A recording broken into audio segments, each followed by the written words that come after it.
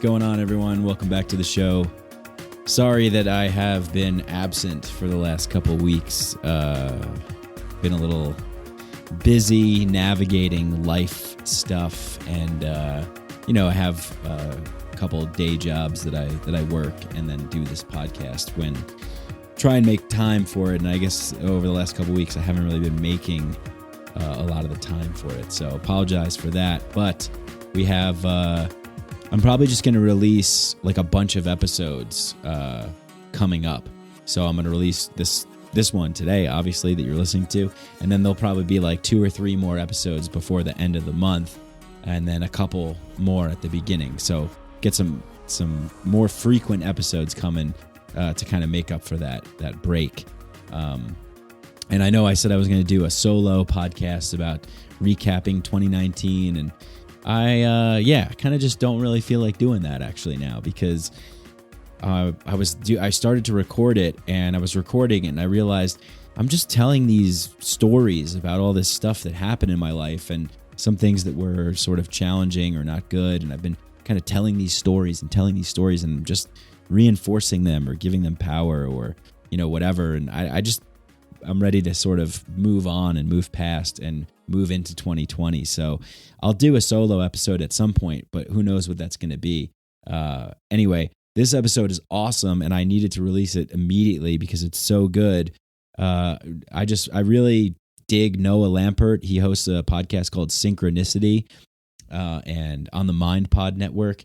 And I forgot how I don't know. I guess when you're in this space, you kind of just feel like you see the other people that are out there doing similar kinds of things. And so I decided to listen to a couple of his episodes, and I was really liking it. I was just feeling like this good energy coming out of him, and the things that he was talking about, I was really resonating with. And I just felt like he was kind of operating on this really positive vibrational frequency, this good energy, and had really kind of like figured something out. And so I wanted to poke his brain around about it. And I think we had a really good conversation. You guys are going to like this one a lot. Obviously, like all podcasts go, we're starting off kind of getting to know each other and a little bit of that. And then we kind of get into some of the tools and the tricks and the tips and the techniques and the who, what, why, when, where, hows of all the kind of stuff that he's talking about. Noah's podcast is Synchronicity. You could find it everywhere. Syncpod.com is his website, and he's just a great guy. He's an awesome guy, a fellow East Coaster like myself. Both we, from similar places and things like that. So it was easy to get into a flow and get a good conversation going, packed with hopefully inspiration and wisdom to maybe get yourself out of a rut that you might be stuck in, or just start bringing things into your life that you want, start attracting things and becoming the person that you want. I had this idea, like every once in a while I'll kind of poke around and I'll be like, ooh, like this sounds good. Maybe this could be like a Micadelic quote. Ooh, oh, special, right? But yeah, I like to kind of play around with that because I'm kind of long-winded and rambly, and I always appreciate people that are kind of concise and can pack a lot of power into a sentence or something like that. So I was thinking, like, there's all these things that I want, and there's all these things that we want. It's like I want more money, I want happiness, I want wealth, I want prosperity, I want love, I want to live my dream, whatever you want.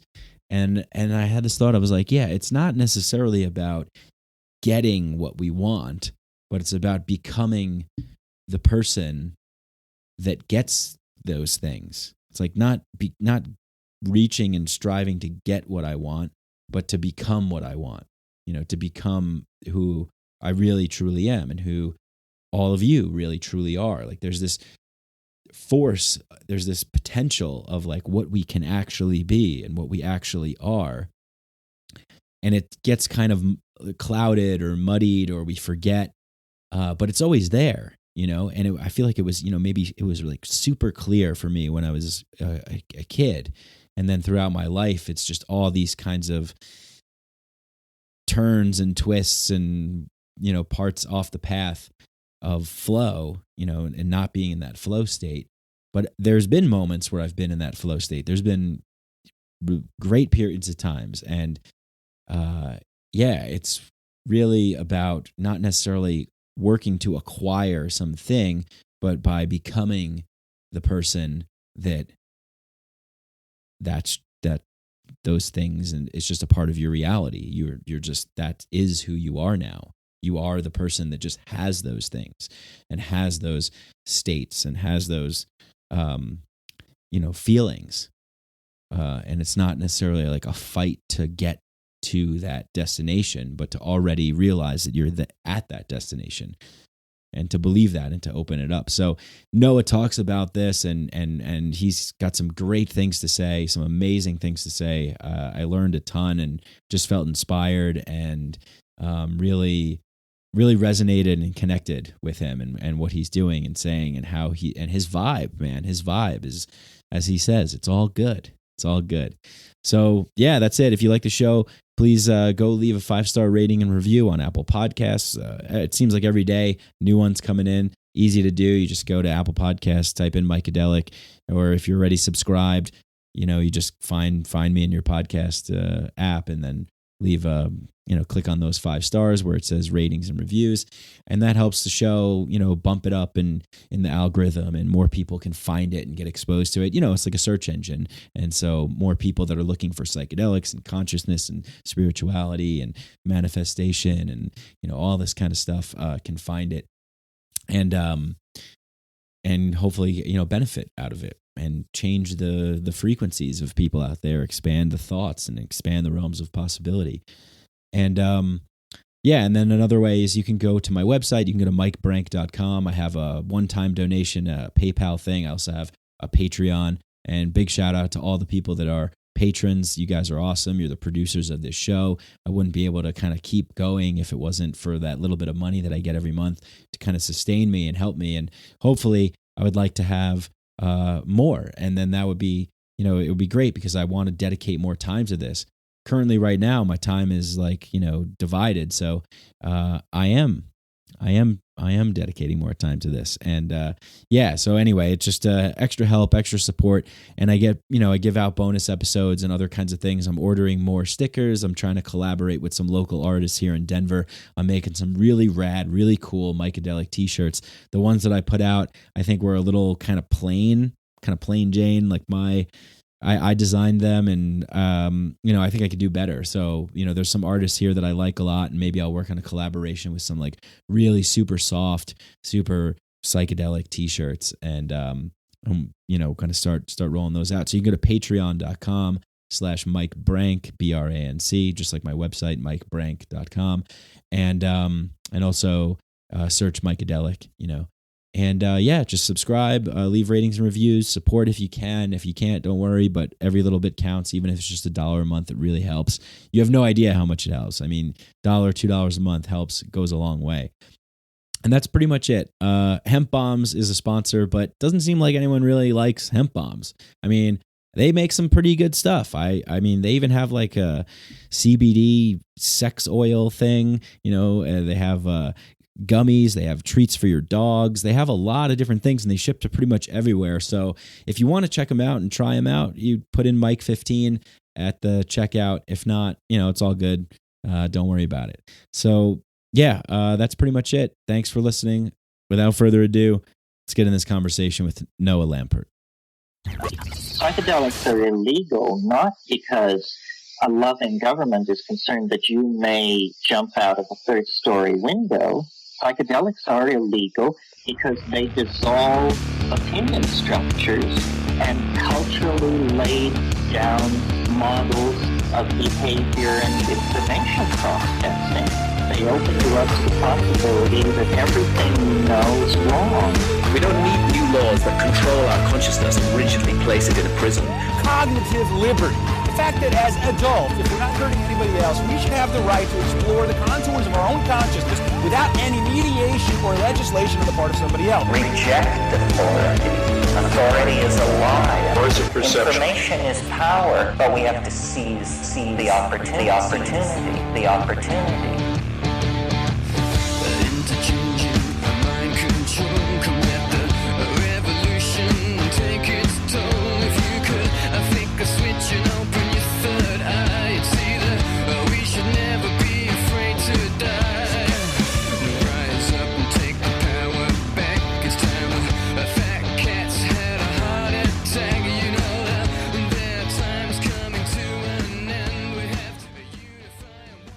I mean,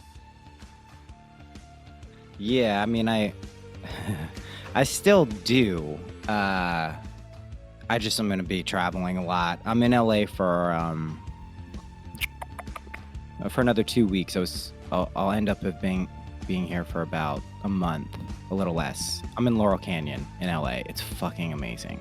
It's like wow, holy shit. Yeah, it's great. Legendary place. I didn't know until I came, and then it started all like I started learning more, and I'm like, oh, I get it now. It's how everything works in my life. I find out after the fact that it's like some magical thing. Yeah, I can kind of relate to that. What were some things that you found out about Laurel Canyon that kind of blew you away? Well, I didn't know it was like the hub of like the folk explosion in like the 60s and early 70s. I didn't realize, like Eric Clapton and all these, like the Kinks, and they were all up here. And you get it when you come up here. Like what I did know, I Airbnb'd this place a couple of months ago, and I was like, well, I got to come back here, and I took it for a month. It's really magical up here. It's just like, it doesn't feel like LA at all for anyone who's ever been. Like LA's obviously a very sprawling, large area, but it's like weird. It's like pretty up here. It's above everything. Yet if you go down like 10 minutes, you're in Hollywood. It's just so, it's like that's what I love. I like being detached from like the urban sprawl. I also like the urban sprawl, but I like being able to go into it really easily. So it's like the perfect scenario for me. Oh, that sounds awesome. Yeah. I spent some time in the hills, like just crashing there and stuff. But yeah, definitely I like that too. I lived in New York City for like 8 years, like in the thick of it. So yeah. When were you there from? 2009 to 2017. Dude, me too. Yeah. I wasn't doing any of the things that I'm really doing now back then. I started this show in 2016. So where did you live? I lived in the Lower East Side. Dude, where? I lived on Ludlow and Rivington Street. Oh, of course. I bought my guitar there. I lived in the East Village, like 3rd and C, 6th and A, like that whole area. Oh yeah. I mean, I love that area. I loved it for a long time until I stopped loving it, and then I was like, all right, I'm good to go. I never stopped loving it. It's the truth. I never did. I left. I mean, I'm glad I left when I did in some ways, but like I knew, I just love I love the city. Like I fucking love it. It's just like that demonic, thick energy. I just fucking love it. Did you grow up there? No, I grew up outside of DC. Okay. Suburbs in Maryland. Different. But I went to Boston for college, and then after that, I went to the city. What college in Boston? I originally went to Northeastern, and then I graduated from Berklee College of Music. Nice, right down the street. Yeah, I love Boston, but it's too cold. That's part of the reason I'm here in LA. It's like, cold here is at night. It's like low 50s. It's definitely nice. Yeah. My ex-girlfriend went to Northeastern, so I like spent a lot of time in Boston. Oh, yeah. I did like a long distance college relationship thing. Oh wow. So I was in like Boston like every 2 weeks, or she was in Buffalo. Oh yeah. Yeah. Oh yeah. Yeah. I was doing a lot of psychedelics in Boston. That's for sure. I've done more psychedelics there than anywhere else. That's for sure. Yeah. When did you start getting into it in college? I did acid for the first time when I was 15 at Berklee. There was a 5-week program where they basically let sophomore high school students go over the summer instead of like a summer camp. You got to go to Berklee for 5 weeks just in a dorm. And shit, man. My first 2 days there, I met some people. One was from San Francisco. He had a bunch of acid. I'd never done it. I'd read all about it. It means nothing reading about it. And then I took 3 tabs my first time because I thought we were like, I guess this is the right amount, and tripped for like 18 hours. And then that like kicked off my whole, when I got back home, I was just like telling all my friends, I'm like, yo guys, listen, you don't understand. There's some other shit going on there. We're like 15-year-old kids, like barely smoking weed. So I started to procure acid and like turn all my friends on. But then when I went to college, man, at Northeastern and Berkeley, I was doing a lot, man. I was like definitely multiple times a week. I remember once a roommate of mine a friend of his came in with an industrial sized trash bag of what I didn't know what it was. I was like, he's like, thanks for letting us do this, man. I'm like, what? Like, what? I didn't know. I wasn't privy to anything. And I'm like, what? What? He's like, yeah, take as many as you want. So I look in the bag and it's filled to the brim with mushrooms. Oh, And I'm like, wow. holy shit. He's like, take as many as you want. I'm like, really? So I just grabbed like fistfuls. And he's like, cool. I'm like, thanks, man. So I was taking on the regular, like I say 7 to 10 grams. It was more regular, like 5 to 10 grams, but like we were taking some mushrooms and taking a lot of acid and just like really, really pushing for the edges of reality, which I found and then exceeding this dimension. But yeah, man, Boston, the vibes are heavy there. It was also like a music school, you know what I mean? Like it was just like who's not on drugs, basically. If you're not on drugs, you're on drugs there, basically. Right. Yeah. So you got into it a little bit earlier, and the music vibe definitely helped with your creativity and stuff. And so you weren't really like drinking so much and getting into that whole kind of college party scene, or? I drank. You know what? I drank a lot more after I left Boston and came to the city. I was drinking. That was probably the most I was drinking since high school. I was drinking in high school. I just I could drink well in high school, but in college, yeah, I was smoking a lot of weed. And when you smoke a shitload of weed, drinking becomes harder because like if you get drunk and you smoke a shitload of weed, you get the spins, and it's like no one wants the spins. So I would drink. I mean, I would play beer pong. Yeah, I do the regular shit. But no, I was definitely like I was in my own world in college, I gotta say. Like I had friends, I had great friends still, many to this day, lifelong friends. But I was so in my own world. Like I was taking so many psychedelics. How could I not be? Yeah. So I didn't have like the traditional. I mean, who knows what the traditional college experience was, but yeah, I wasn't like a heavy drinker. I've never been a heavy drinker, really, is the truth. Like it's just I don't judge it. I used to be like, alcohol is bad, it's bad. Like, no, it's not. It's fine. I do think there's spirits and energies that attach to certain alcohols, and if you don't know how to deal with those, they'll fuck you up, especially if there's lineage and ancestral stuff. But I like mezcal now. It's a real fucking pleasant drink. Yeah. But yeah, no, I wasn't. My college experience was definitely like I was making a lot of music by myself, listening to weird Vedanta stuff, like just I don't know. I guess I had enough. Like I always have had a lot of friends and hanging out time, but like really, I was in my own world. If I look back retrospectively, like totally.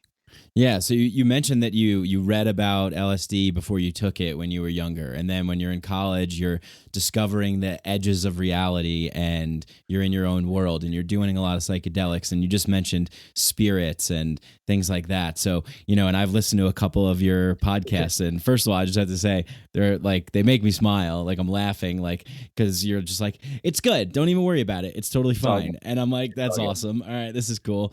But you talk about this stuff, and you mentioned someone that I'm not so familiar with, Neville Goddard.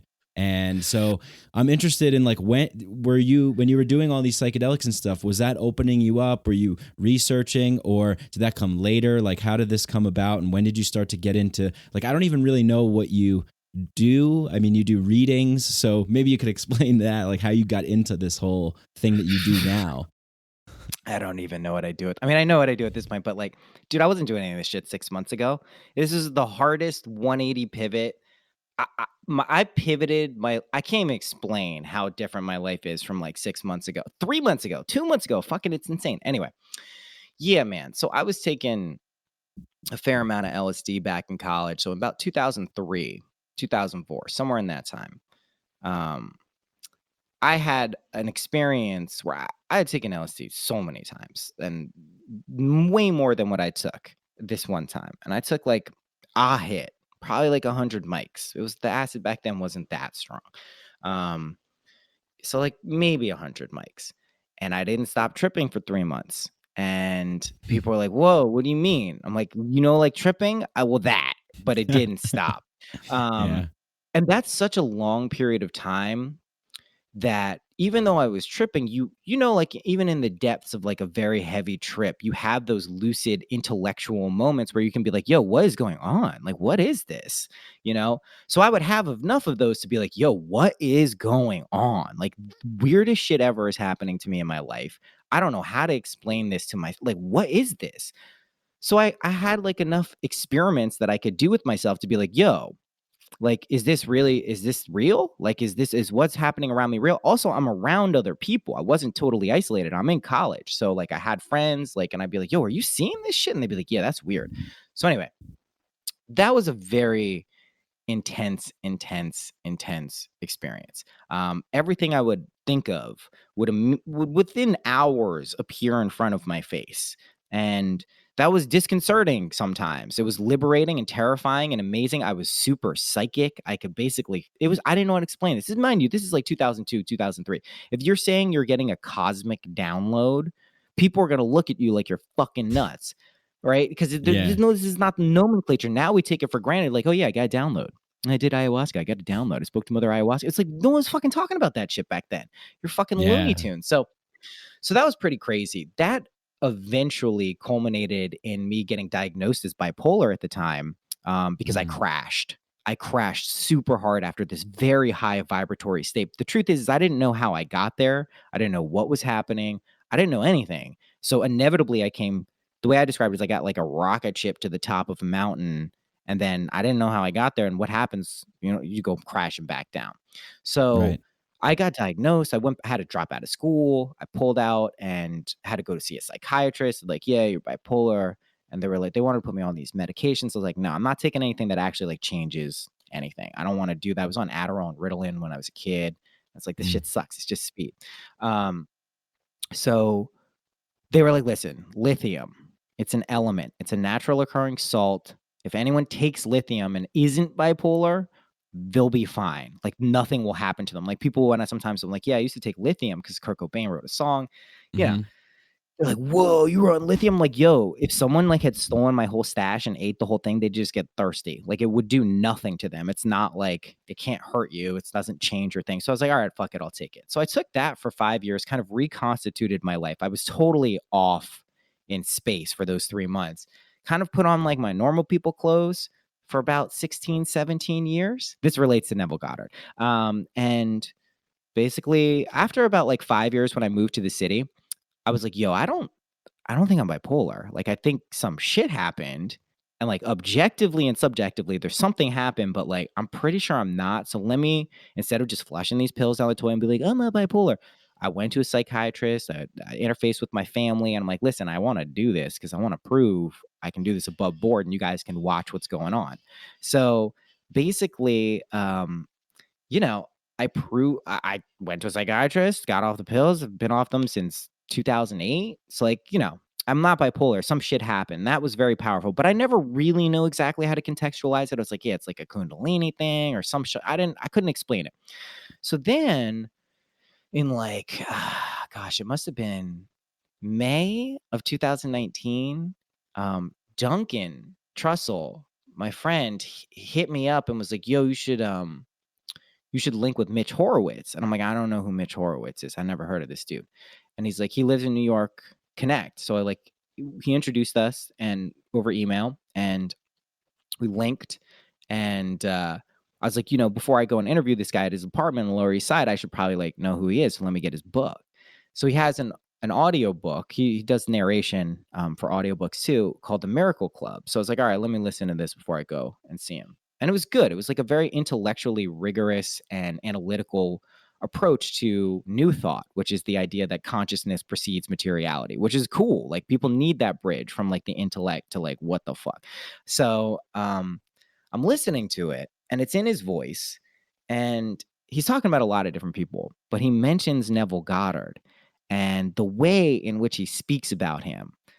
I was just like, bro, what is going on? Like, why why this is amazing. Like, this is what is he loves this guy so much. And I just like, I picked it up energetically that this guy, Mitch loves Neville Goddard. Yeah. So it's like, who is Neville Goddard?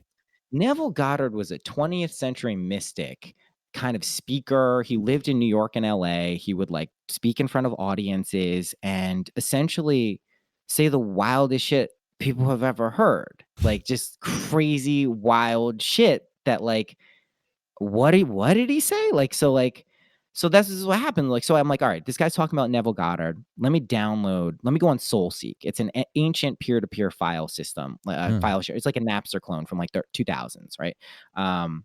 Still around, still amazing. So I type in Neville Goddard, and this is something really weird. You want to hear this shit? I did it again past few days. It's all gone. It's fucking all gone. There's no Neville Goddard on SoulSeek anymore. There's like 4 things. So anyway, I type it in. Like 80 talks come up, and not of people talking about him and reading his shit. It's his voice. It's his fucking voice. And there's like, I don't know. Yeah, like 80 of them. They're terrible quality. They're from the 40s, 50s, and 60s. What he used to let people do is like Grateful Dead style record his shit. So like there's all these recordings. So I start listening to them. And he starts talking about some weird shit, man. He starts talking about how your imagination creates reality and you can prove it to yourself. I'm like, all right, okay. So I start listening to like these. I'm mowing the lawn. Quality is terrible. It's just like shit. It's like bad. Mowing the lawn, listening to this shit. And he keeps talking about all this weird stuff. And he'll drop like really weird stuff. And I'm like, all right. And then he starts talking about Jesus Christ. And I'm like, whoa. What is he talking about now?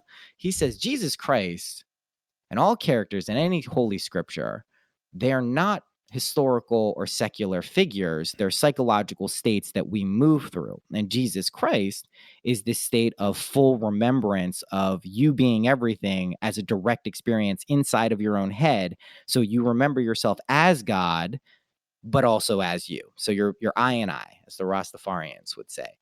And I start going, what the fuck? Because what I didn't mention during those 3 months, for 3 weeks, I grew up Jewish, Reformed Jewish, right? So I had no conception of who Jesus Christ was as a person, as a man, as a teaching, as anything, really. Just like Santa Claus and Christmas. Got it. There's some guy, Jesus. But for 3 weeks, out of those 3 months, I fucking knew I was Jesus Christ, all right? This is not something you want to go and share with people because that's like the telltale sign you're fucking nuts, right? Yeah. That's literally like one-way ticket to fucking Looney Tunesville. Like that's not good. But I knew it, dude. I fucking knew it. And I'm like, what is this? What is this? And this is the same time. This is how I know when it is.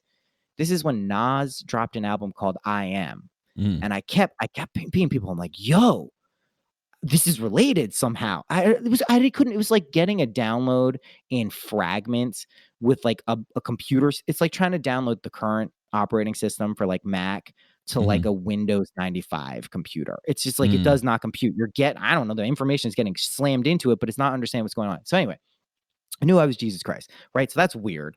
I never could figure that out. I was like, okay, well, Jesus Christ maybe is a consciousness, maybe it's like a mushroom. I don't know exactly what it is. But then he starts talking and unfolding all of these things.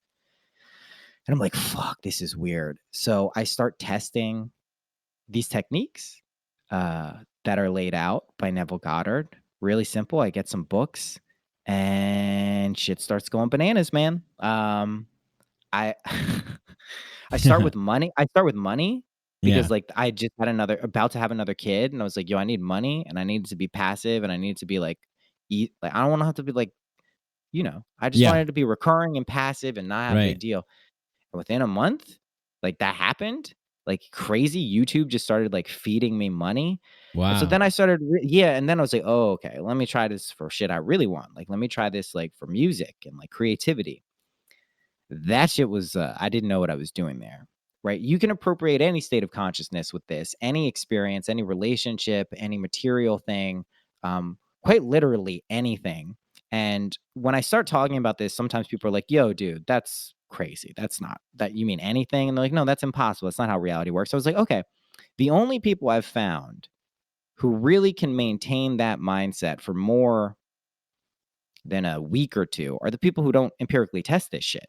That's the craziest thing about it. Don't take my word for it. I know I sound confident and my life is fucking amazing and objectively and subjectively it is, but when this shit is tested and you understand what your consciousness is and what this reality is and all of this shit is, it's incredible because you can appropriate states of like fearlessness, gratitude, harmony, balance, love, health. Like you can not only experience them, you can stabilize them, right? Whereas people operate typically, not people, but like some people, many people, myself included in the past, operated from primarily a state of fear. You know, maybe a 50-50 balance on my good days, like I'm feeling good, and then there's fear. Or maybe, but probably most days like 70-30 fear, 30 like acceptance and love. I'm like 99 and 1 these days. Like there'll be entire weeks where it's just a magical journey of just like incredible. Like that's my whole life now, to be honest. And it doesn't mean bad shit doesn't happen. Like when I talk about this stuff, people can get excited and be like, yeah, it's easy for him. But like as soon as I started fucking around with this shit, like my 2-month-old went into the hospital. Like I had to pressure test all this shit. You know what I mean? Like there's levels to this until you trust yourself that you're running this entire show. Like everyone is running their entire show for themselves, but you need to really like, you do it in a way that works for you. Everyone does, but it's a choice. And when people kind of see that there's a way to unfold this reality selectively and with control, and using your emotions and feeling state as kind of the operative mechanism, it's great because people can relax.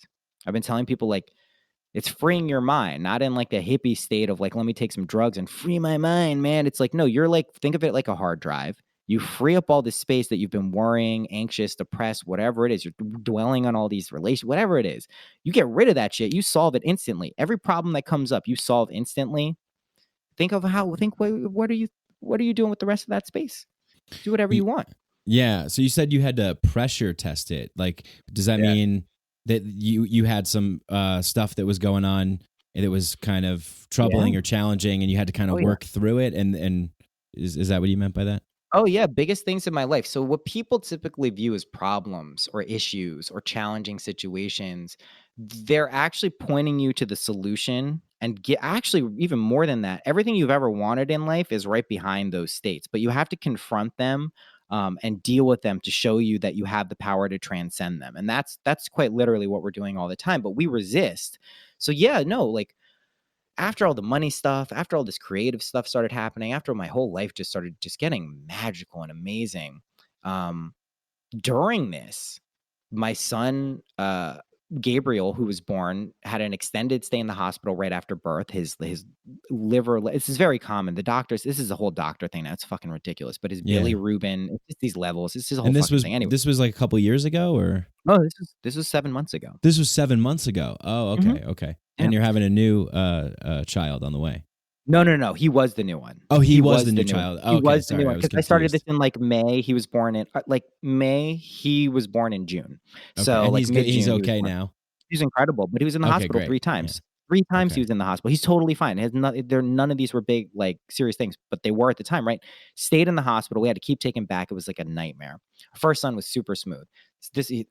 Then I'm really starting to bend reality, dude. Like really starting to bend reality. Shit is starting to ramp up. He goes in the hospital again with RSV, which is like a cold. For us, for you and me, this is a cold, no big deal. For a kid, a baby, a 2-month-old, they can't clear their lungs. Their like bronchial tubes aren't developed enough. So like he goes into the hospital, like every parent's worst nightmare. Tubes in the nose, doctors hitting him to get shit out of it, like hooked up to all these machines, breathing for him, all this shit, right? I go there the first day, right? It's in Albany. It's an hour away from where I live. I had to drive up over the Rip Van Winkle Bridge. Go there the first day, see him with these tubes, and he's in this other room downstairs where the regular hospital is. And I almost pass out. I'm like, whoa. Literally, I almost passed out. I couldn't process what was happening. Hang there for a little bit, leave, go home, do my imaginal shit, right? Start to really understand what reality is. So the scene that I had imagined at that time, because that's the technique I was using, was walking back home, carrying him with my wife and our family, just like everyone happy scene. Okay. Go the next day. I feel better, right? I'm on the way there. I smoke a joint. I'm listening to Bob Marley. I feel better. I don't know how to describe it. I just feel better, right? Yeah. You put yourself in a better mood, or you just kind of were in that flow? What happens is when we accept subjectively and subconsciously, a state of being or a feeling, it naturally runs a script for us. Like we run that script. We wrote, produced, and directed something, and now we act it out. We have no choice to. This world is dead. We can't do shit here. We like to think we have action and it's fun and it's entertaining. We can't do shit here. You can pre-select states of consciousness. You can alter past states of consciousness. But here in this moment, it's kind of like, this runs counter to the whole like be here now thing. That is very much true. Be here now. It's amazing. You've set all this shit up for yourself, and you can also like move in either direction, past or present, or past, present, or future. Do you mean like by the way that the world is constructed, the way that we've built it, or do you mean by kind of like the natural laws that exist in this realm, or both? Maybe? I mean this world is quite literally a dream that is pre-selected. So when people experience deja vu, what they're experiencing, they're clicking in to remembrance for a second of something they actually imagined. And they're like, that was weird. What was it? That's what's going on all the time. The thing is you can pre-select and prove that to yourself. You keep walking into this shit you pre-imagine. So anyway, back to the hospital story. I'll show you how it works. I go in there and I'm feeling better, right? This is not a conscious decision. I'm like, I should feel better. I hope I feel better because then I can do something. It's like, nope, I just feel better. I walk in. He's now in the pediatric intensive care unit, the PICU, right? This shit is intense, man. This shit is real intense. I go in there. Wife is freaking out. She's just like, obviously, right? This is terrifying. She's staying with him the whole night. It's a horrible, gut-wrenching experience. I go in. I'm feeling good, man. I'm chilling. I see what's going on. I know what's going on. My kid's right there. My 2-month-old is fucking hooked up to a breathing machine, all this stuff. But I feel good. I just go about my business feeling good. Hanging out, cracking jokes, making the nurses feel good. Everyone steps out of the room at one point. I go up and I just put my hands on my son. I'm like, I know what's going on. We're good. We're good. He was supposed to be there 3 weeks. The whole mood continued to lighten. Went back there 2 more days. He was out the 3rd day, right? Literally out the whole day. And what happened, and I saw it happen. I saw the energy in the room shift, right? I'm not saying I did it. I'm saying something happened in that room because of my mindset. More important than any of that shit, and I don't mean more important than my son's health, I know the difference in me. Dude, when my older son got a cold, I'd freak the fuck out, dude. Freak the fuck out. I'd crumble as a human being. The flu is cancer, all this whole shit.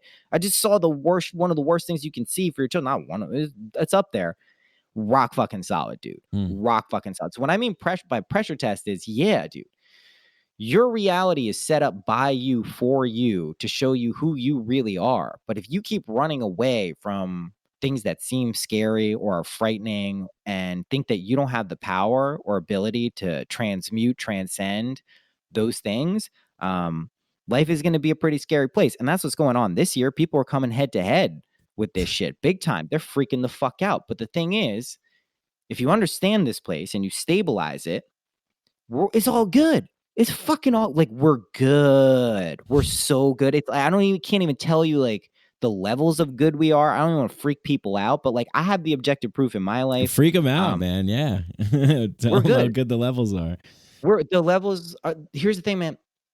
The first thing you'll do, or most people will do if they hear this and there's any type of resistance or they think they can't do it, is they'll start trying to get material things. Money, abundance is probably what I'd focus on more than money, but like money, health, relationships, good normal shit. Like, of course, do that. That's the platform in which you can actually do better things. But after a very short period of time, depending on who you are and what your proclivities are, you will realize you can appropriate states of consciousness. So if someone really understands that, the one I start with, the one that's real good, is why don't you appropriate the state of consciousness of being effortlessly amazing at this, right? Being an effortlessly amazing manifestor. Understand this on the easiest possible way for you to get this, nail this every fucking time. It's akin to like getting the genie bottle, rubbing the genie bottle and saying, hey, what do you want your first wish? Infinite wishes. Fucking infinite wishes, of course, is what I want. I want to be the genie.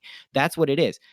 And it works. So you start there, then you can appropriate states like clarity, fearlessness, balance, love.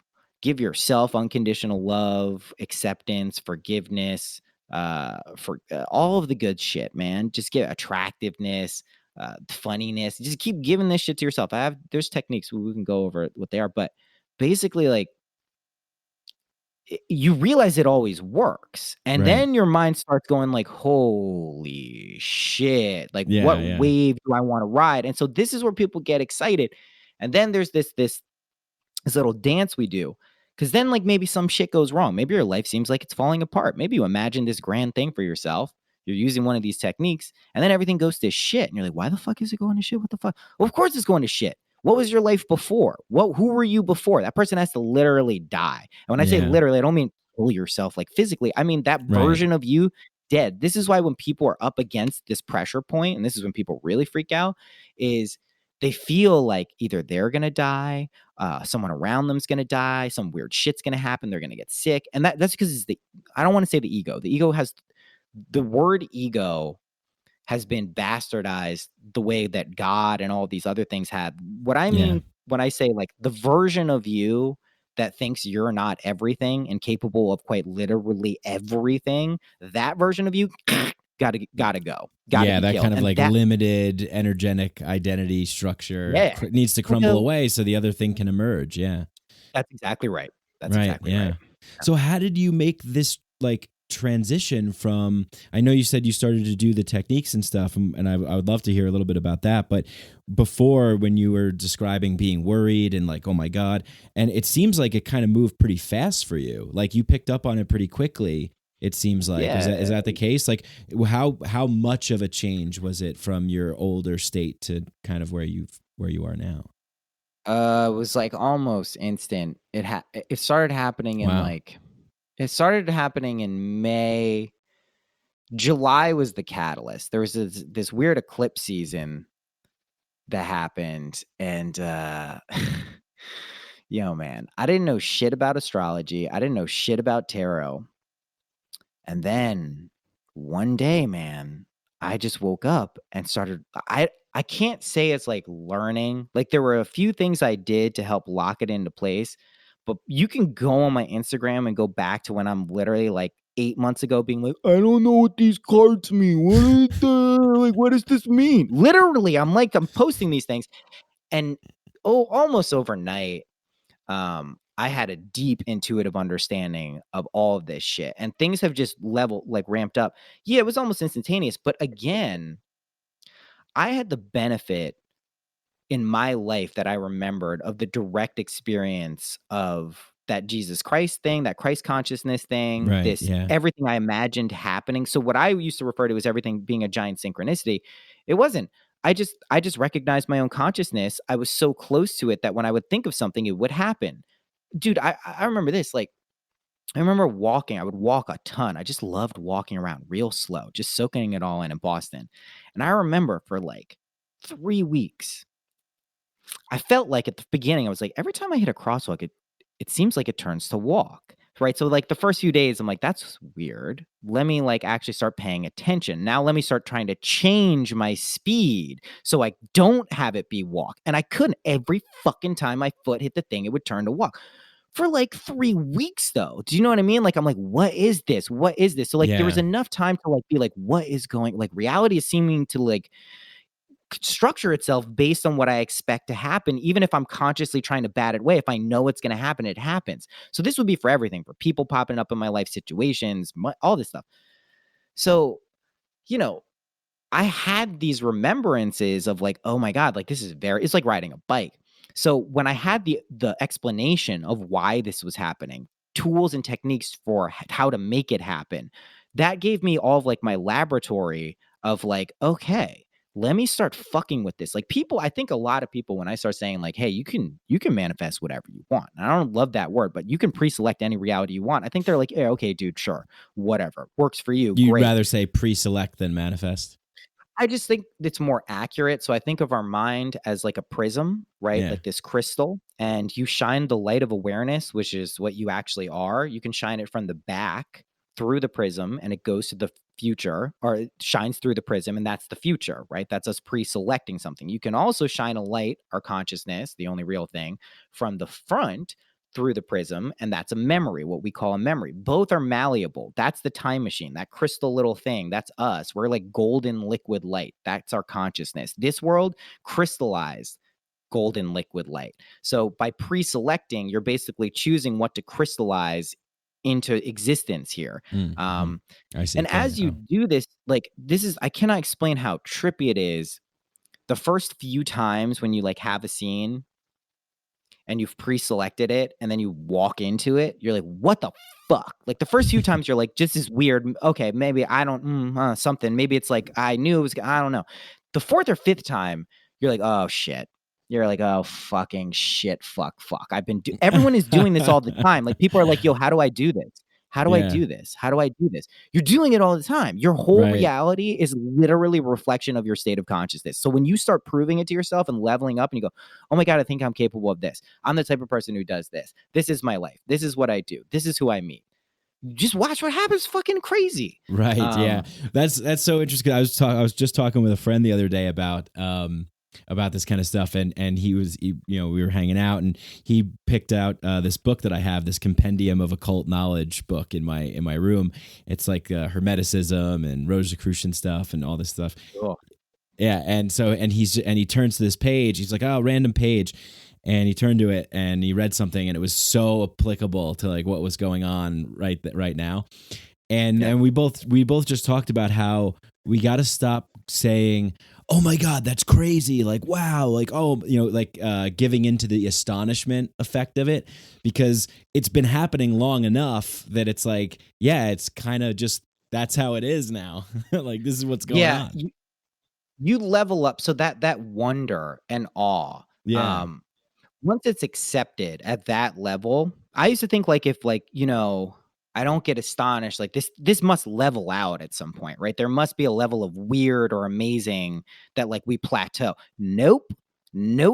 You fucking accept those levels of weird synchronicities, then they ramp up to the next level. Then it ramps up to the next level, then to the next level, then to the next level. And it's always just like, holy shit, because then you get to the point where you're like, oh my God, I actually like, this is just the body. I don't mean that as like an intellectual conceptual thing. I'm like, it's like, I'm a fucking alien. Like I'm literally a disembodied spirit who now knows how to like bend reality here. And this avatar does what I tell it to do.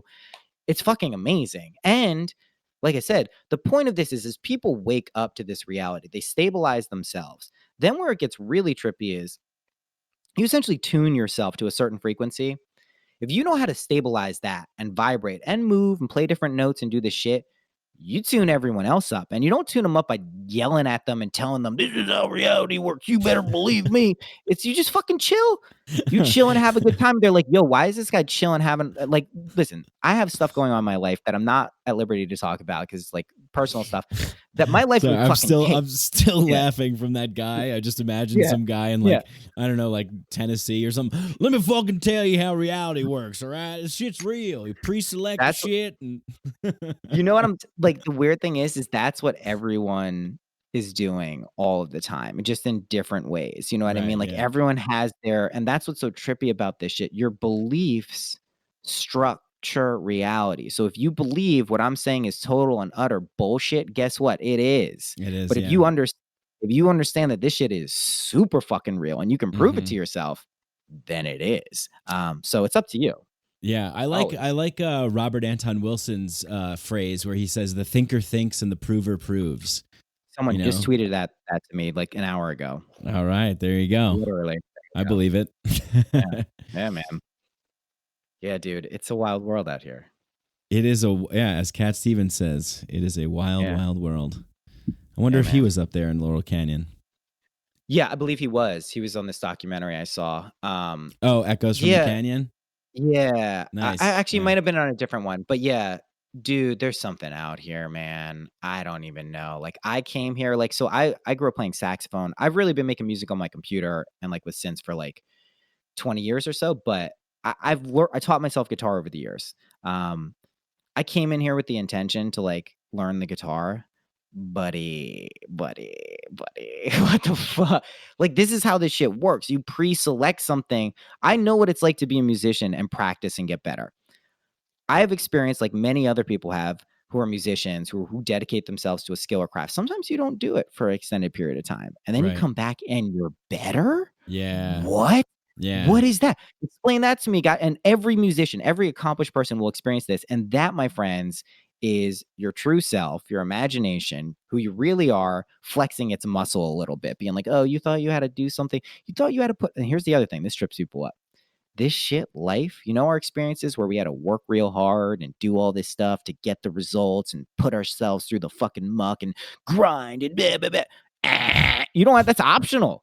That's totally fucking optional. You can do it. This shit can be effortless and fun and amazing. It doesn't mean you don't exert effort, but you basically, like, you set the destination, you put it in your GPS, you go, oh, definitely going there, and then you just let it play out. And if that means you flick your wrist to do some effort sometimes, if it means you got to jog, you got to run, whatever, it's all good. You'll love to do it. That's the whole point. Yeah. And like you said, it's like, it's not like you don't still have obstacles or challenges or whatever. I mean, those things come, but it's kind of like by pre-selecting, the way I'm interpreting is like by pre-selecting like the things that you want at such a high level that it's just like those problems or those issues are just going to be easier to deal with and like probably not as severe as like being like not destitute and homeless on the street, as being like not only easy, you'll relish problems and situations because you'll know you're about to transcend them, right? Yeah. Physical stuff, relationship stuff, life stuff, money stuff, all this stuff. You'll be like, yo, this thing that I thought was a problem is actually pointing me directly to a place where I can transcend and overcome it. And you go, well, how do I do that? You use one of these fucking 10-second techniques. Fucking 10 seconds. If you have the solution to every problem in your life in 10 seconds, you're good. Your life is good. Wow, you got to explain that 10-second techniques. Are you gonna? That sounds like something you need to go on like Instagram right now and do like an Instagram live. Swipe up 10-second techniques. Yeah, man. So I'm not. So here's the thing. I feel you ever see Half Baked, the movie Half Baked? Mm-hmm. When he comes up with like, what is it, like 7-minute abs? He's the 6-minute abs. That's kind of how I feel like with this shit. Because people were like, 10 days to get your life together and miracles. I see like Mitch doing that. And I'm like, how about 10 seconds? All right. So just because time isn't real, we all know that if we've taken psychedelics, but it's super not real. I have children. I age. I fucking understand that time is real on one level, but it's really not. So let's just cut to the chase. Okay. So, I should probably lay down the basic technique and then do the mirror technique. Although we could just do the mirror. Should we take a joint rolling break? Do you want to finish that puppy up? There's no break. There's no breaks, dude. I fucking do this in my sleep. So basically, let's do the mirror technique because that's the 10-second one. There is a basis for all of this, which I will outline. I found for me with these techniques, what really helps them click in is me understanding why they work and kind of like the structure that underpins them. That helped my logical and analytical mind, which is there to kind of like vet and check things, but more often than not gets in and just interrupts the shit that's like, it's like, dude, chill out. Yeah. I tend to have that too from time to time, this kind of analytical, cynical, judgment, like really, yeah, that kind of thing. And maybe a lot of people do too. Yeah. Yeah. So what I would refer to that as unconscious masculine energy. And that sounds interesting, but the way I refer to is the conscious and the unconscious mind. So our conscious mind is masculine. What I mean by that is it's objective, it's directed, it's personal, it's selective, and it's aware. We know when we want shit. I want to smoke this weed, I fucking rolled a joint and smoked weed. That's my conscious mind. My subconscious mind is feminine. It's receptive. This is for everyone. It's receptive, it's impersonal, it's non-selective, it's irrational, and there's no sense of right or wrong, right? And so what this means is it's also the only creative force really that gets shit done. But we use our masculine mind to be aware of something we want. Then we send it to our subconscious mind, our feminine mind, essentially impregnating it, and then it delivers it to us. And what this process looks like is us feeling something. So if I say, hey, I want to feel happy, but I say something like, I don't want to feel unhappy, and I feel unhappy, my subconscious mind hears, unhappy, here you go. So if I can just change it around and go, I feel really good. Eventually, you're like kicking balls towards a goalie and one gets through eventually. So here's these techniques kind of do that. And they're all just kind of like little sleight of hand magic tricks that get us to show that our beliefs and our ability to change our beliefs is up to us. Okay.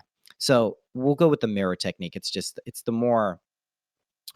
one I've been talking about recently. The other ones are great. It'll kind of like show you that this world is a dream, this one will just work. 12 hours to 3 days is typically how long this takes. Don't use this shit lightly. Use this stuff lovingly. Do not, the only ethical framework you need is the golden rule, and use it lovingly. Just that's very important. It's a neutral law. You can look at the world. You can use this wherever you want. I mean, this is not have to be used for good.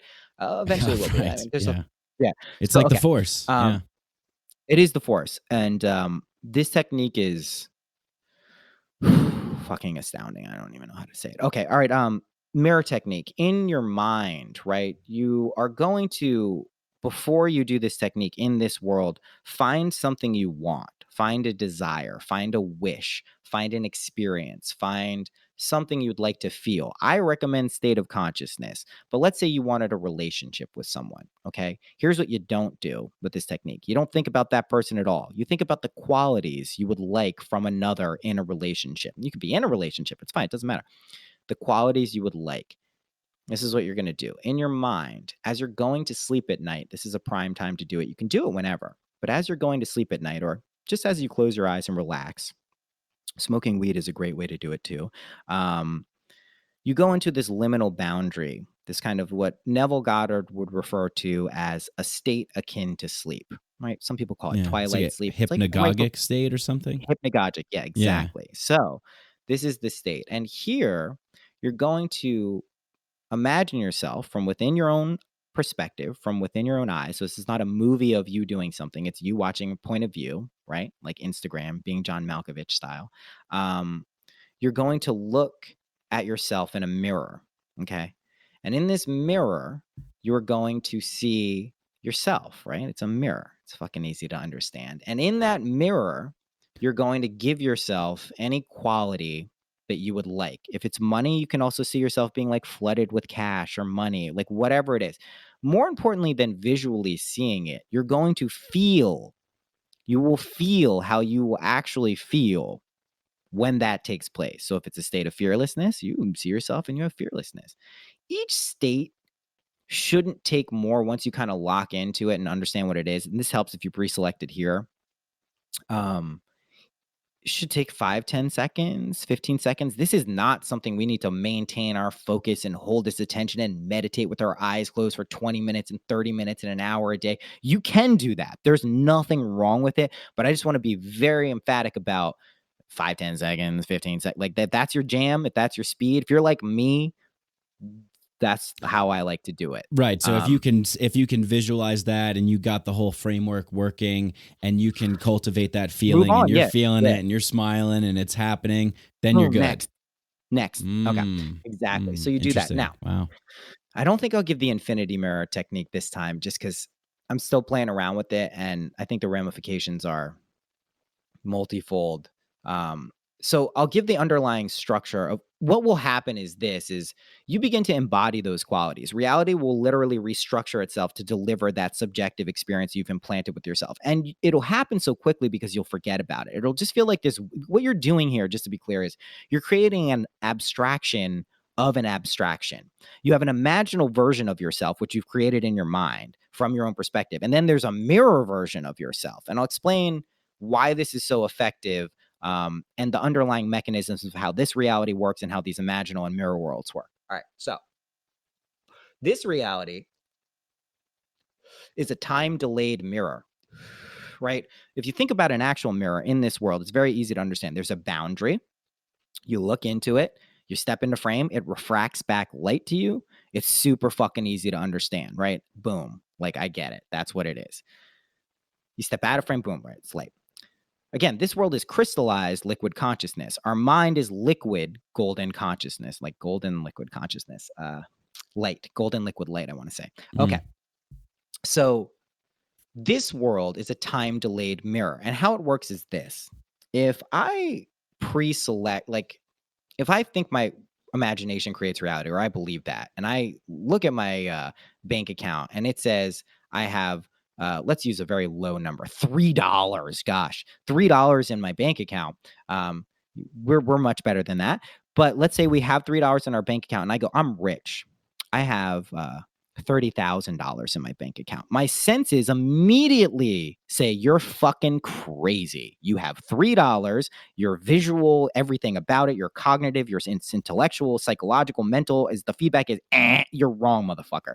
Now, if I understand my imagination creates reality, using another technique I spoke about a lot, I construct a scene, start using it, just actually acting like I have it in there, very short scene, felt, boom, that implies I already had that money.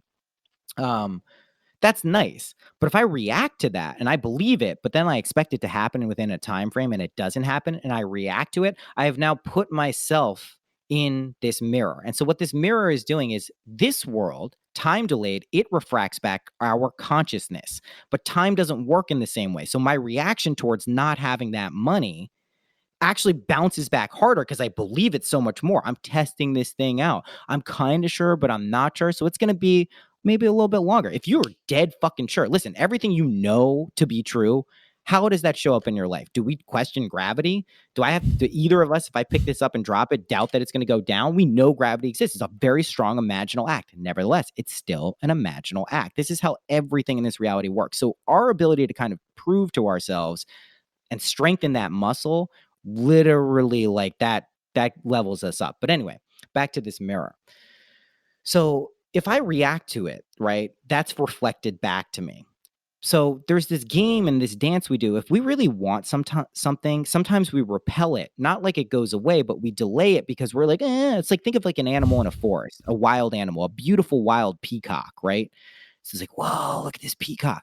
If you run up on that peacock, that shit is bolting. It's fucking bolting away from you. Yeah. But if you're like, hey, let me like chill and be like cool, and maybe it'll come up to me and I'll just watch it from a distance a little bit, maybe that you get a more better view of that peacock. Maybe if you really know how to tune your shit, it comes up to you and like eats something out of your hand. So that's kind of why our consciousness works with this too. The surest fire way to manifest anything, I'll use that word, is to either use one of these techniques, feel yourself into it, live from the end, that's foolproof, or resist it so much, resist something so much, be like, fuck that, it'll never happen, I'm never going to do it, fuck this, I'll never be that type of person. That'll also show up. Probably take a little bit longer, but it always shows up too. It's because it's a reflection of our consciousness and it will loop back. But anyway, the reason this mirror works so well is this abstraction of an abstraction doesn't really seem like us. It's like, this is a weird thing I just did for 5-10 seconds, no big deal, forgot about it, whatever. But this is the truth. That mirror world is a higher dimensional reality than our imaginal realm, right? If we imagine ourselves somewhere doing something. And then that realm is a higher dimensional reality than this realm. So anything we do in that mirror world cascades down into the imaginal realm, then cascades down into this world. And we're not dwelling on it and thinking and obsessing about it because it just feels like this weird thing we did. So we forget about it, which is perfect. It's like throwing a seed in the ground, planting it, and then just letting everything else do the work. Wow. Let God do its work. Yeah. So that's why it works so well. Don't put other people in the mirror with you when you're just starting this. I will say that. Not because anything bad will happen, because your conscious mind is going to try to figure out the ways and means and logical scenarios that will achieve your desire or wish. It can't. It would suck if it could. If you could micromanage every little detail of your life, you wouldn't be alive. You'd be somewhere else doing some other game, somewhere as like another consciousness. Here, the best part is you select the destination. You know you're getting there feeling wise. You don't know how. You don't know how. You have an inkling now. You can get more awareness of it. Like I figured out for me what I'm supposed to be doing. Like I got it. It clicked in. And every time I pursue that, I'm validated in every aspect of my life. I'm like, okay, got it. But everything else is like real nebulous, and you will definitely be surprised continuously as you do this to the ways and means and how this shit happens. And you don't know how and you don't know when it's coming, but you know that it is. Yeah, and you can kind of know the when. There are little tricks. Like everyone knows what a Saturday feels like, right? So if here's the imaginal scene that I've omitted that will help people. All right. So this is what I actually recommend people start with. The mirror technique is fast, but this will prove it to you if you're skeptical. Because this will start piercing the veil of this world, in this world where we are. Same thing. Find a desire. Find something you want. It can be big. It can be small. It can be anything. It could be something goofy. It could be like seeing like a pink car with like a blue trim, just like something weird. Anything. Same liminal state as you're going to sleep. What you're going to do this time is construct a scene about 5 seconds long, which is with as much sensory vividness as this world, right? Same sense perception. And what it's going to be a scene of is something that implies your wish has already been fulfilled, right? So the example I give, Neville Goddard, I think, gave this one is if I worked a 9 to 5, I had a job, I wanted a promotion. What I would imagine is not getting the promotion. I'd imagine someone hugging me or shaking my hand and saying, congratulations on the new promotion, because that implies I already have it, right? Right. And the most important thing, again, and this is from within my own perspective, not a movie of me watching this, from within my own perspective, is the feeling of having that promotion, the feeling of knowing you have it. Go to sleep. This is you'll keep walking into that scene and reality. And then it's like, holy shit. Like then the key is if you imagine something beforehand, don't take any additional actions at first to make it happen, because when it magically pops up, it's way easier to accept that that's real than if like you took some action. Like I worked harder to get the job, or I spoke to this person about it. Then you'll be like, oh, well, it happened because X, Y, and Z, instead of like, oh shit, this actually is happening. Yeah, don't do anything extra. So Yeah. if you're like, I want money, like don't go rob a bank and then be like, oh, now I got money. Like, yeah. Exactly. And is this something that like do you focus on, say, like we'll just say money. So I want abundance or money or whatever your intention is, whatever you're imagining. Is that something that you would practice then for a few times before you move on to the next thing, or like how long?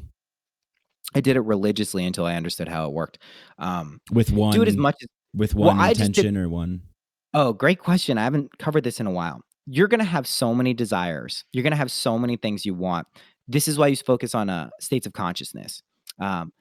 Imagine being in a state of ecstasy. Imagine being in a state of balance. Imagine being in a state of love. The reason is that will encompass all of those other things. You know what they are. You already know what they are. Also, ecstasy, guess what you can't feel when you're in ecstasy? Fear, doubt, worry, anxiety. Now, there are levels of ecstasy. There's like Sri Ramakrishna holding your hands up like a fucking in bliss state for 3 hours, and people are like, what's going on with him?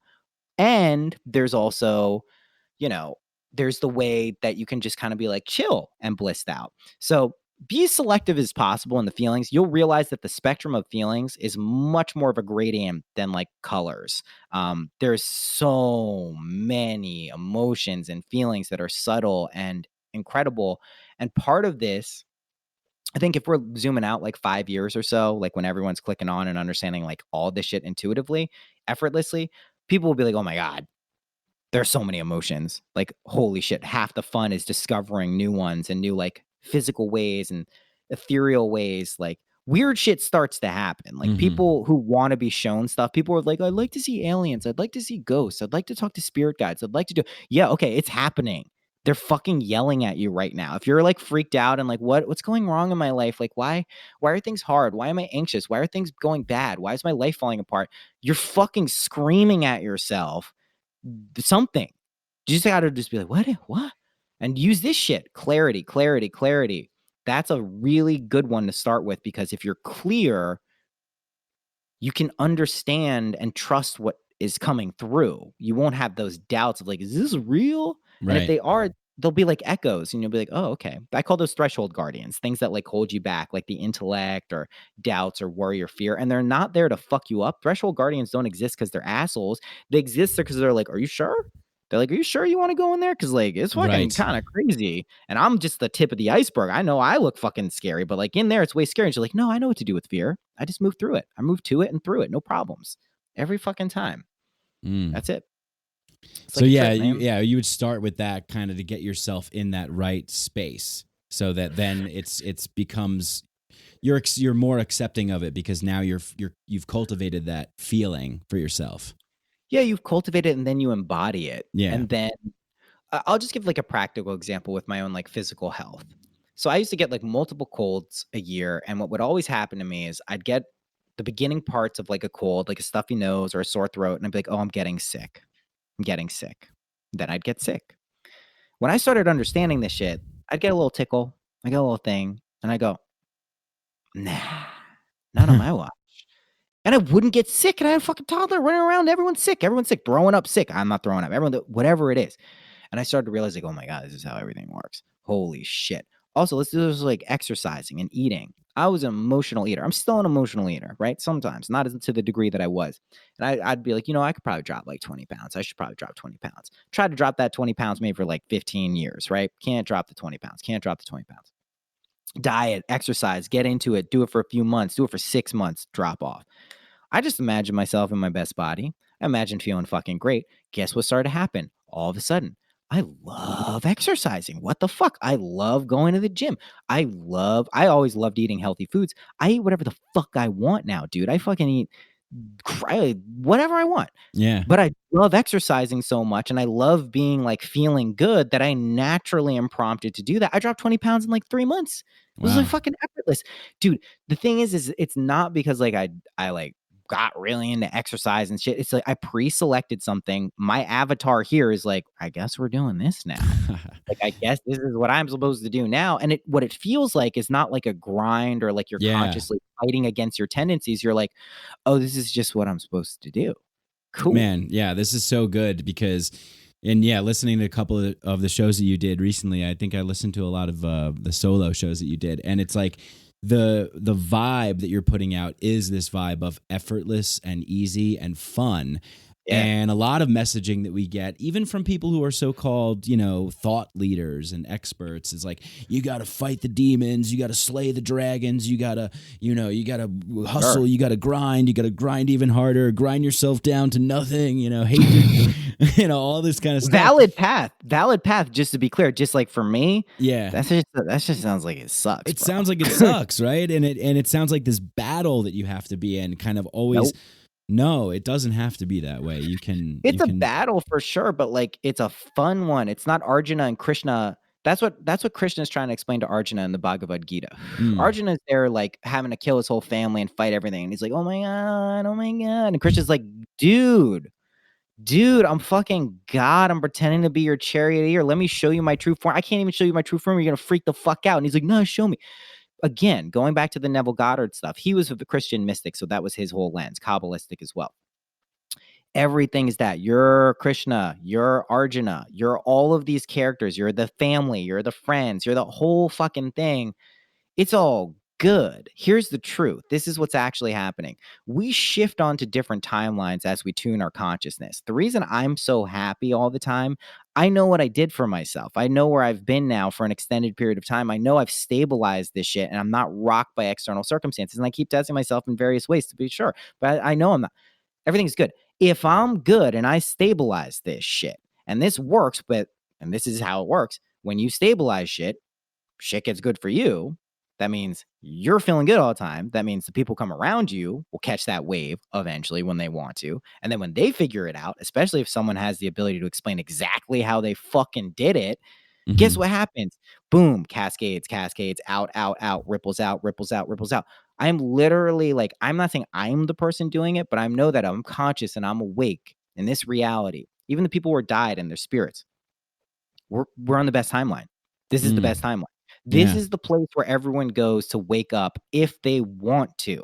It's a choice. No one has to wake up. If you don't wake up and you die in this world, guess what happens? Blah. You go back to 20-year-old version of yourself with this body. That's what this place is. There's infinite realities. We have infinite bodies. We have infinite Wait, hold on a second. What do you mean you go back to the 20-year-old version of yourself? Yeah. 1920. This is what happens. I started fucking talking about this, and the stream of fucking responses and replies has been mind-boggling. Like, my audience is like moderate. I get like 6,000-7,000 downloads an episode, right? So it's not like crazy. Like, there are people on MindPod Network who definitely get more than me, but the fucking responses to this shit severely outweigh what my regular feedback is just for like ratings, like Patreon, just like it's crazy. Yeah. Right? Yeah. So that's great. Yeah. So here's what happens.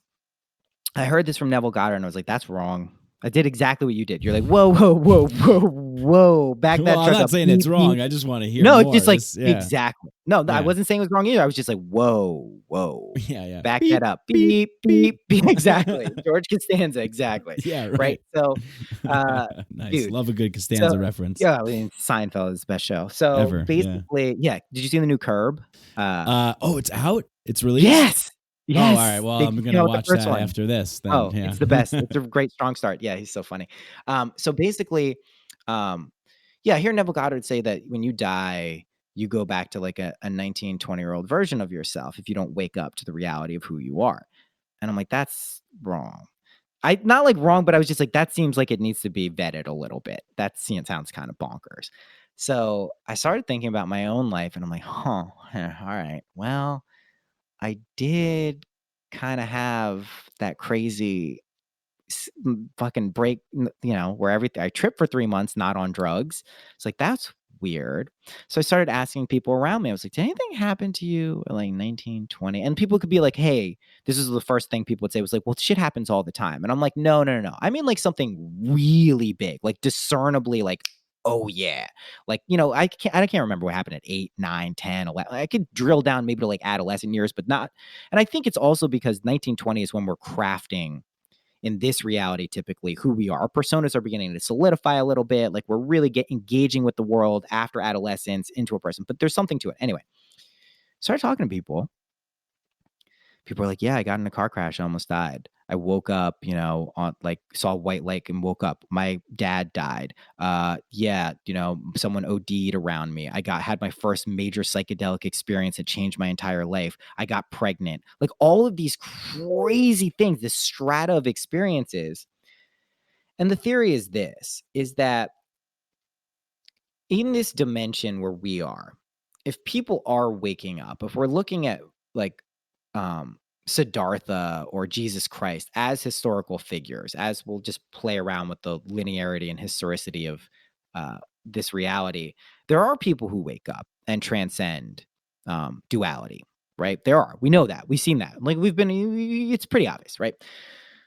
If one is able to do that, literally everyone is. That's just a fact, right? And more importantly, if you start looking, and this is kind of what we've been experiencing for the past 10, 15 years, everyone kind of caught on that all of these mystic traditions, philosophies, religions, internal psychedelic experiences, they have these common threads to the point where now Jung is popular. Also, just to be clear, no one fucking reads Jung. There's like 5 people out there actually reading Jung. I know Eric Godzi is one of them. That's why I do. Fucks with Eric.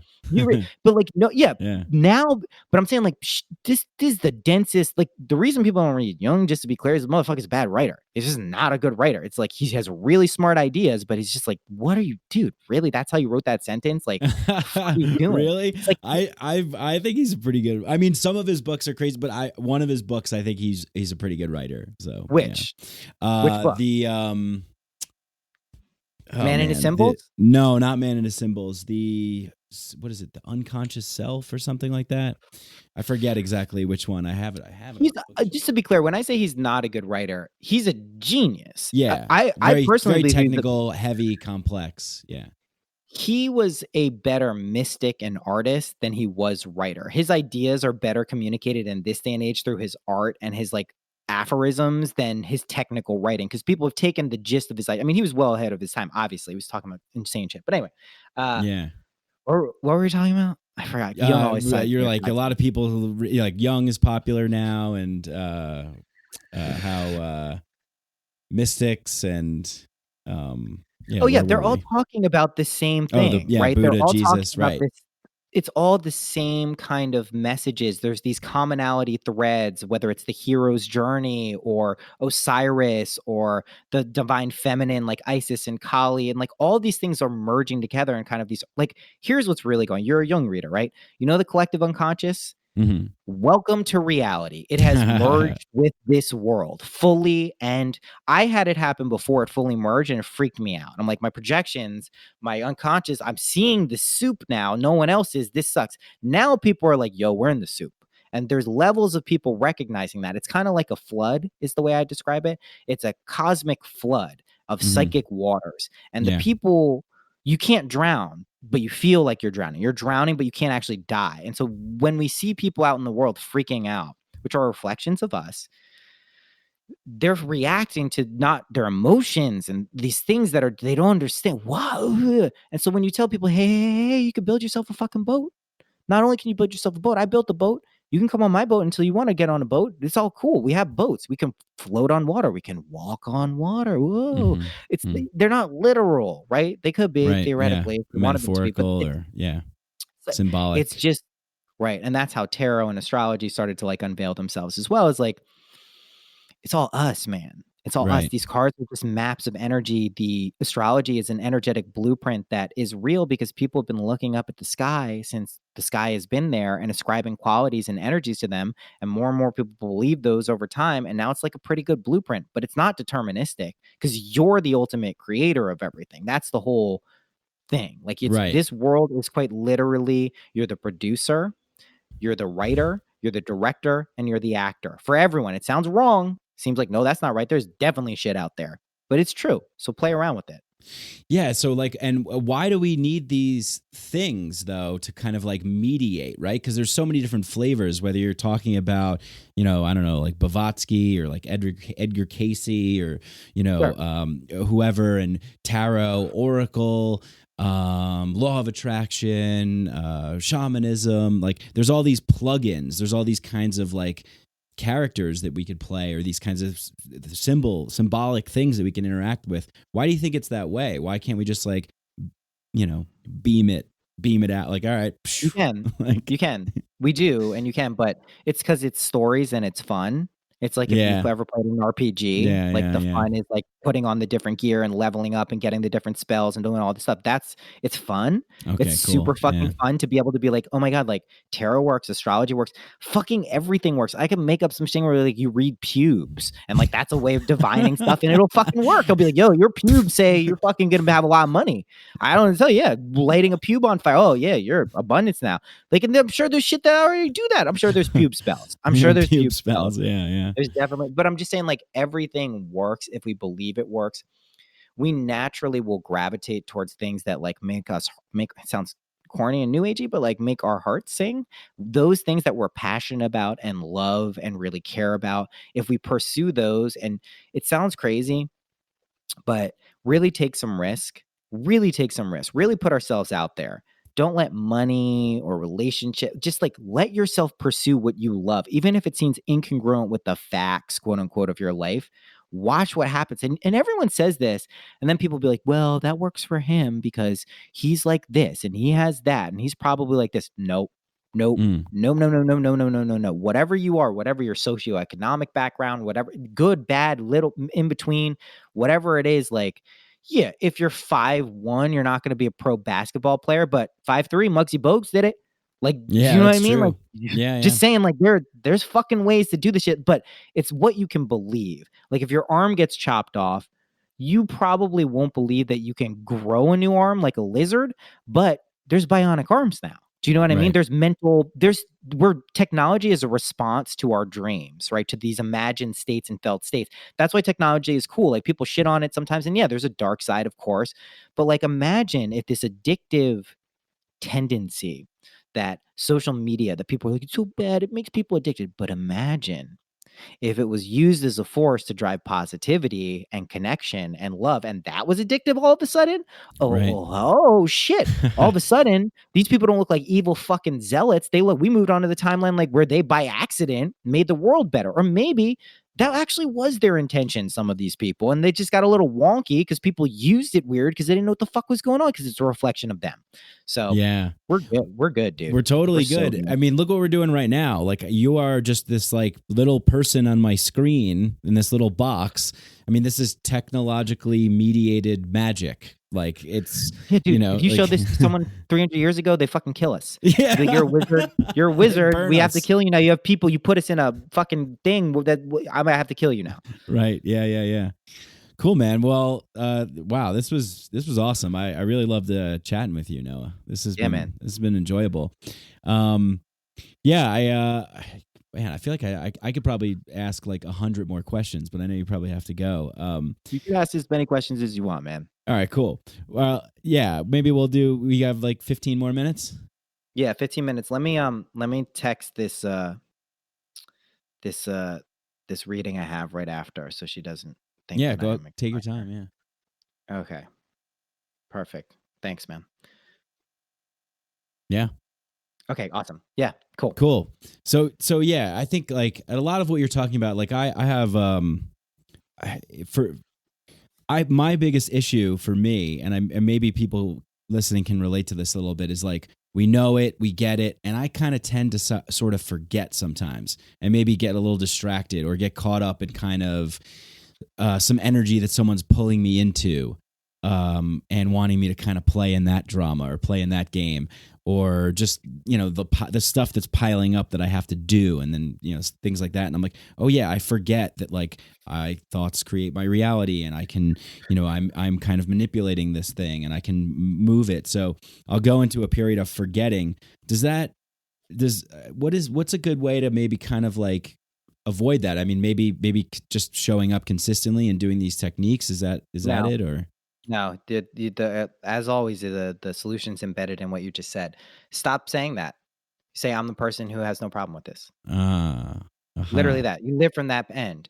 You just so the past doesn't really exist. It does. And like, so one way, I'll talk about another technique that's really helpful. So we talked about the pre-selecting with the mirror and the prism from the back to the front. Front to the back looks like this. A lot of us have trauma, incidents, shame, ancestral stuff even, but really just start with your own stuff, that we don't even know we're hanging on to.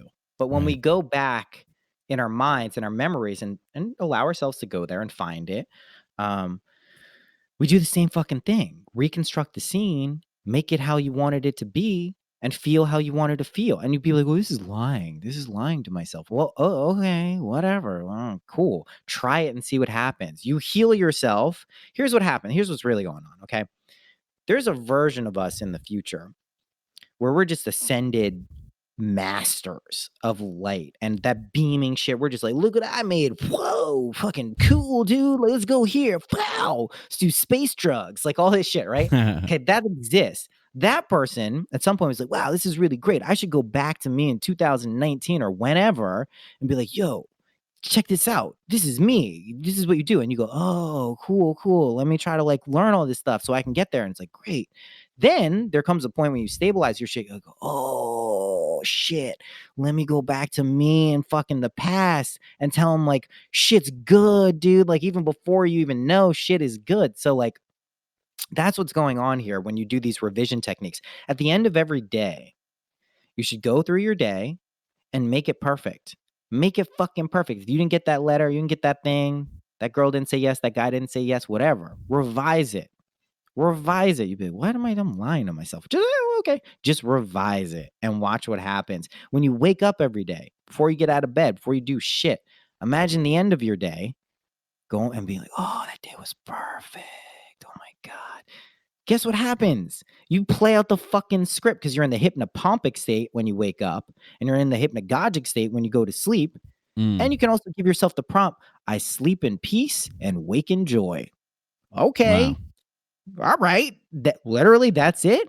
I'm in a constant state of creative flow and everything I do is fucking amazing. And okay, sure. Cool. Way better than being like, hey, this life is, it's tough out there, man. It's a dog eat dog world. And I got to grind and I got to prove to everyone I'm the smartest and my brains will show people how cool I am. And then it's like, no, so you don't do that. Just fucking sit into love.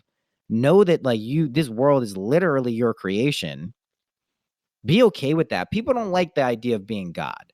It freaks them out because they look at their lives and they go, oh my God, I got all these regular things. I already have problems and shit, right? And your logical, analytical mind goes, let me do this calculation real quick. Nope, you're not God. Because if you're God, that means you're responsible for everything and you can't even handle your own shit. So it just is like, nope, let me come up with a narrative here that totally discounts this. Let me change the mind. Let me point it towards some other issue. Let me point it to what makes this works. Why does it work? What do I need to maintain this? And it's like, oh, that's going to collapse. That's not how. That's not tenable. So eventually your emotions start leading the way and you just let them guide you. And that's what intuition is. Women know about this. Is the funny thing I realized when I started like really tapping into my intuition. Like I was talking to like women and they're like, yeah, this is how we always feel. And I'm like, what? I was like, fuck. Every time I thought it was smart, and I'm sure this will happen in 10 years, it'll be like, I mean, I know I'm like, I actually won't look back with as much like, whoa, I wasn't, but like, yo, this is what happened. You just energetically feel things. Now, a lot of people, women and men, haven't, like, this happened to me since 2020. Like, I will, when I'm physically around someone, I will feel it. Like, I will fucking feel it now. It is a real deal thing. Not even physically, just around people. You know, it's a thing. So yeah, totally. Yeah. Well, I've definitely had those moments of being around people, and I think other people have probably said that about me too, where it's just like there's this energy and it's like magnetic, or even in the other way too, where it's just like heavy and it's dark, you know. Yeah, totally. I mean, yeah, definitely. Yeah, and you play around with it, and then you start bending reality in real time, and then shit gets real weird, man. It's just fun. It's real fun. So yeah, I mean, I'm just like looking at you. You look so blissed out, like excited. Like what's like the most? I mean, obviously this is probably one of the most exciting things for you. But anything else, like anything you're thinking about for maybe like this year, or like it's really kind of like tickling your neurons and exciting you and getting you all revved up about. Can't wait to do that. The most exciting thing is all the music stuff that's been happening. Because I no one else can really see it. Like, I put little teasers on my intros and outros, but like, I know where I was, and I know who I was, and what my creative stumbling blocks, what they used to be, and to see myself transcend those on a daily basis. And even when I don't like hold myself to this high perfect standard, allowing myself to like be like that even and be chill about it. It's just so crazy, man. Like, knowing I'm going to get my shit done, but not be so hard on myself that I fucking self-flagellate and produce the best stuff I've ever made kind of effortlessly. That's the biggest thing. So that's the next phase of what's happening.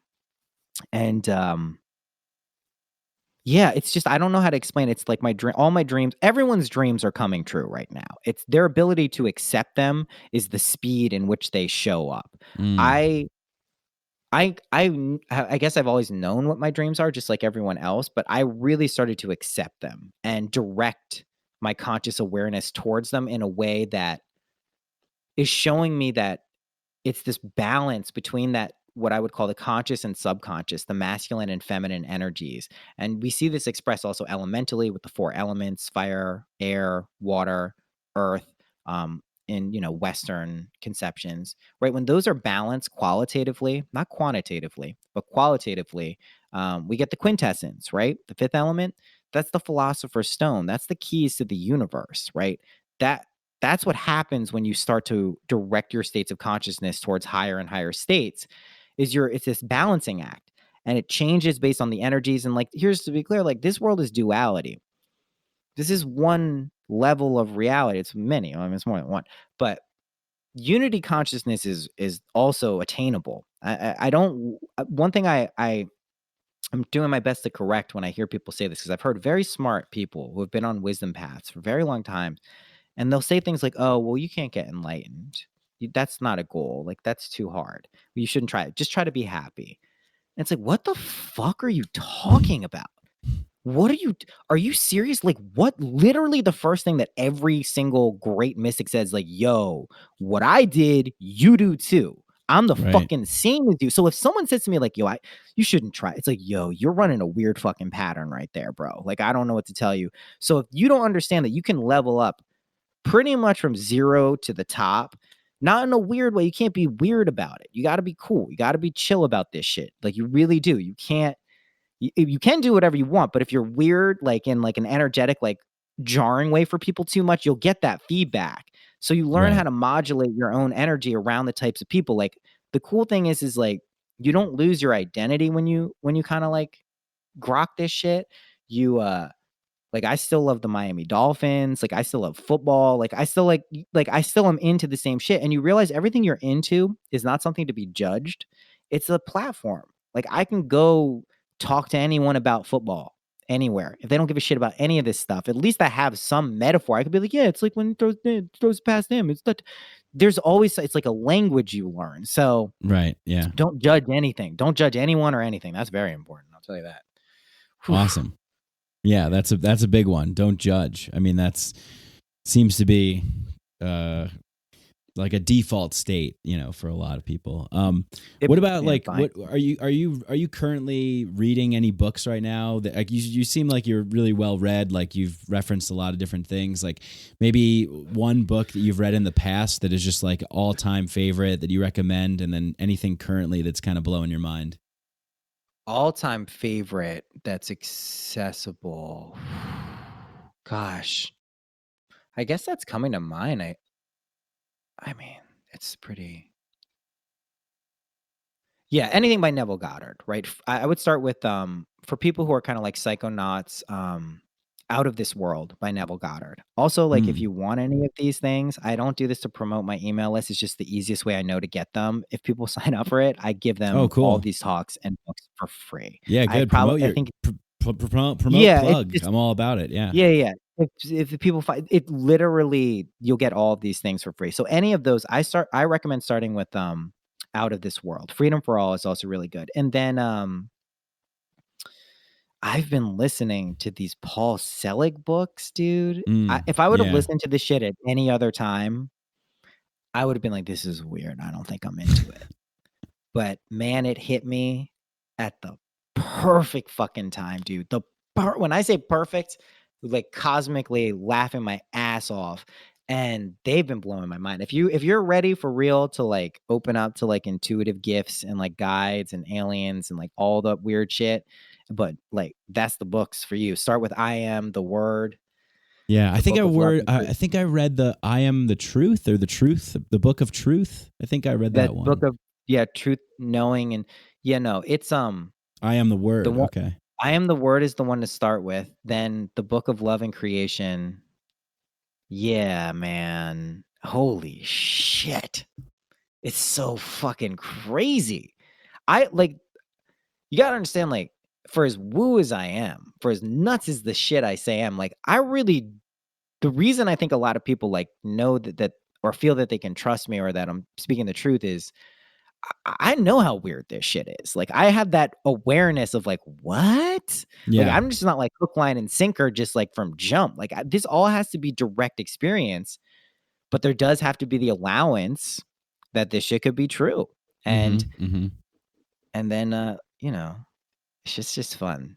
Yeah, I think the only way that is that you have to kind of experience it, try it. You have to believe it, feel it, because this isn't weird to me. Like, it's not going to be weird to my listeners. Like, it'll be weird to people who are like, I don't know, working, just in the kind of normie world or whatever, if you want to call it that, There can be a point where everything gets weird, though. Everyone has not everyone. There are jumping off points and off ramps and exits we can take, right? This works up until healing cancer. This works up until remotely healing people. This works up until winning the lottery. This works up until everyone wishing $1 million. Like, there's limits that people will throw at themselves logically. So, no matter how there's a woo. Like, I was reading some shit the other day and I was into it, but the words that were written were so fucking cockamamie that I was like, this is objectively like the most insane shit I've ever read. And it's also weird that I know this is real. Like, I was like, I know that I've never heard any of these words, but I'm like, this is real. That's interesting. So it's like, there's all these jumping off points, but yeah, it's limitless if you let it be. It really is. It really is. Yeah. Is that the one thing that you wish like everyone would know? Like, if you had like, if like, I don't know, CNN was like, we're going to have Noah Lampert on because he's got vital information to tell the entire world, every station, what would be like the one thing that you would say? That your imagination creates reality and you can prove it to yourself with a few simple techniques. That's awesome. it. And then anyone who can hear that will test it, and there will be a spectrum of people who see a variety of results. But I mean, the people who rail against it the most are just the people who don't test it. And what's funny is a lot of them like are my friends. It's the funniest thing because I have like nonstop communications from people being like, yo, this crazy thing happened. I tried this thing. It happened. Oh my God. Oh my God. Oh my God. So many that I thought I was going to do a success episode. I can't. There's too many coming out. I can't organize this. I need someone to organize it for me. So, but some of my friends will be like, well, give me shit. You'll be like, yeah, you're talking about this imagination shit so much. I'm like, did you try it? Did you fucking try it? They'll be like, no. I'm like, what are you doing? Yeah. Because And it's because they know me or knew me how I was, and they're like, Right, "Oh, yeah. that couldn't." But I'm like, guys, like, at what point? And there are the points, like these things start to happen. They're like, "Oh, shit, Noah seems good. This crazy shit keeps happening to Noah. Like, what the?" So there are these points, and you do kind of lead by example. But I really would just encourage people to try this stuff. Like, it's that fucking simple. You don't have to Awesome. buy anything. I'm not selling a course. There's no fucking book. There's no fucking. There's my Patreon where I just talk like this regularly, but that's about it. Yeah. Get the inside yeah. scoop. Yeah, man. That is so cool. Noah, this has been such a pleasure, man. I can't, this has been great. And I love your show. And I've been listening to a lot of those like solo ones that you're doing where you're just, so I recommend go check it out. Synchronicity, Noah Lampert. And and your website is what? Synchronicity.com? Sync Podcast. I wish that'd be cool. I'll buy that eventually. Syncpodcast.com, SYNC podcast.com. And then where are you on like social media the most? Where should people go check you out? These days, Twitter and Instagram by far. Cool. Most. Yeah. And the same thing, SyncPod? Noah Lampert, my name. Oh, Noah Lampert. Yeah. Okay, cool. Yeah. All right, great. Well, there you have it, folks. We're your imagination and we're creating. Let's all do it and make it fun. Noah, thanks so much. Thanks, Mike. Hey, I hope you guys enjoyed that conversation as much as I did. If you did, go and leave a 5-star rating on Apple Podcasts. You can leave a 5-star rating and a review if you feel like writing something. That would be great. It helps the show a lot, helps us bump us up in the Apple algorithm, get the podcast exposed to more people. So if you like the show, go ahead and do that. If you want to go a step further, go to patreon.com/Mike Brank. You can donate, become a patron. Be a part of the Micadelic Inner Sanctum WhatsApp chat group of people chatting and connecting all around the world. We're finding the others, bringing them together, creating community. One of my favorite things to offer. I also release bonus episodes. Sometimes I do episodes that are kind of raw and kind of beta test them for the producers of the show, which are my patrons, the people who support the show. Big shout out to everybody that's a patron. Thank you for your love and support. If you want to do a one-time donation, go to my website, mikebrank.com. Go to PayPal and do a one-time donation if you feel that. And I really like the method of donation. It's a gifting mentality, and reading Charles Eisenstein's books recently and his talks have really kind of made me embrace the spirit of the gift, of giving and gifting. And what better time than this holiday season to be generous and to give. And, if you like the show, just tell people about it, spread it, share it. Also, contact me. Go to my email on my website, the contact page, mikebrank.com. Reach me on Instagram, Micadelic_podcast. Hit me up on Facebook. Send me your messages. Send me your thoughts. Send me guest suggestions, ideas. Share your story with me. Reach out. Give me feedback. What do you like? What don't you like? And I love to hear from people. I always respond. So you can go ahead and do that. If you're interested in CBD, we have Hemp Bombs as a sponsor. You can go to hempbombs.com, get all kinds of CBD stuff. And I used to take their gummies. I think I'm going to start taking them again. I ran out, so I got to get some more. But they're really good. And check it out. If you're interested in CBD, you want to give it a try, put in the code Mike15 at checkout and get 15% off all of your CBD wants, desires, needs, and so forth. Big shout out to Danny Barnett and Galaxia for the music, the intro and the outro. And, of course, thanks to Muse, who I mash up their song and put the Terrence McKenna clips and everything in without their permission, but somehow I'm still able to do it. So thanks, because I love that. And what else? I don't know. Thank you so much to everybody for your love and support, for listening. And I really, really, from the bottom of my heart, really can't express how grateful I am that out of all the podcasts out there that you choose this one to listen to. And like I said, let's really make this a collaborative effort. If there's something that you hear, that you notice, something going on with the show that you're like, hey, you used to do this or you do that, or I'd like to see this, or hey, did you ever think about that? Shoot me a message. I'm open. I communicate. I message back. I like this to be a collaborative effort. I want more community involved in this. So anyway, thanks. And till next time, peace.